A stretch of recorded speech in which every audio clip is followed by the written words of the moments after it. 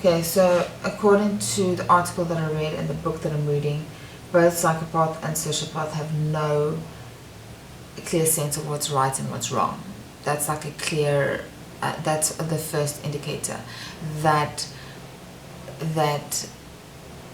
law breaking and criminal activity. So it's not necessarily always going to be something that's physically going to hurt somebody. It can just be stealing, like, I don't know, the cell phone from your principal's office. Not many people would have the courage to do that. Okay, these people do. Okay, so I'm not talking about those moments where we've stolen chewing gum out of your mother's handbag. We're not talking about that.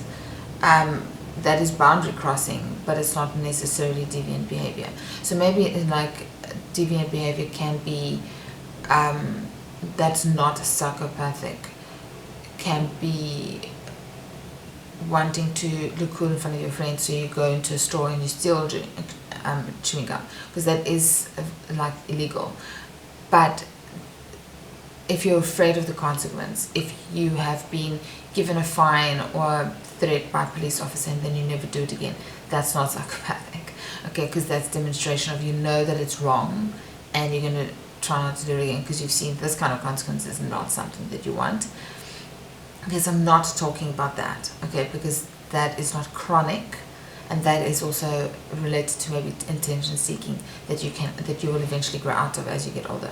When you stop, when you feel that as you get older, you feel the less need to get attention from people who aren't healthy for you. That's part of normal development. What this is this is the inner sense when you've been taught by your parents that this is right, this is wrong, and you have a certain amount of discipline at home, so you know that certain things in the classroom or with the headmaster or with your boss is not going to work because you will get fired or you will get expelled. We're talking about this kind of behavior that gets out of control, that the parents even feel like they don't know what to do. It's this no clear concept, or it's not concept, but no clear direction of right and wrong. So you don't care that you're going to break this law and you're going to get into trouble for it. Okay, so what it's connected to is emotion. So some people would have guilt or remorse over it. These people do not. Okay, so the first sign is the idea or the sense of what's right and wrong. That stops us from, like if we're struggling financially and you decide you're going to rob somebody, whatever, or you're going to break into a house and steal food, that inner conscience that says don't do it, it's not the right way to do it, would stop most people. Okay, the next one is emotions. It's connected to emotions. So both of them don't understand and don't actually have a clear sense of their own emotions. A lot of the time this causes a problem with empathy towards others. So if you don't understand your own emotions and you don't acknowledge your emotions, then how you would treat other people that demonstrates your emotions will be cold. It will come across as cold and detached.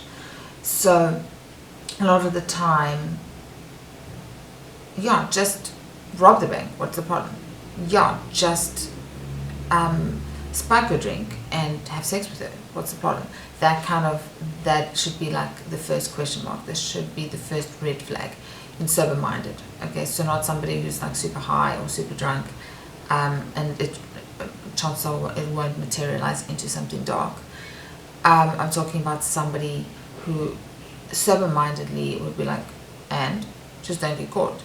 So this would be a red flag that you would hear in how they speak. Or even the guy who's putting the drug into the girl's drink and then taking her upstairs. Knowing that he's doing that is a red flag. People seeing that happen is the red flag. Okay.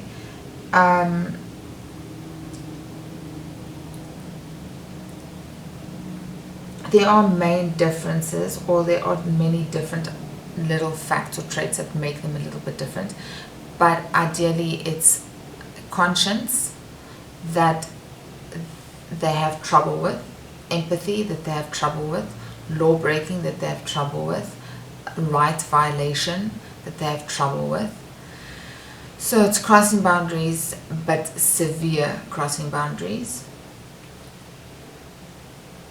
What's also very interesting that I found was rage fit. So you'd see a lot of anger over them not getting their way with anything. So we're not even talking about small things like, no, you can't have a chocolate.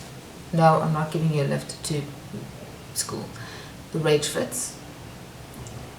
They're seen as charming lies and manipulators. So they are charming. This is why I say bubbly and friendly isn't necessarily a red flag, but charming with the lies is an issue. Constant lies. This impulsive need to lie. Apparently high sex drive goes with it. So don't just take high sex drive, oh my word, I know this guy. No, because many people have a high sex drive. Many people also have a very low sex drive.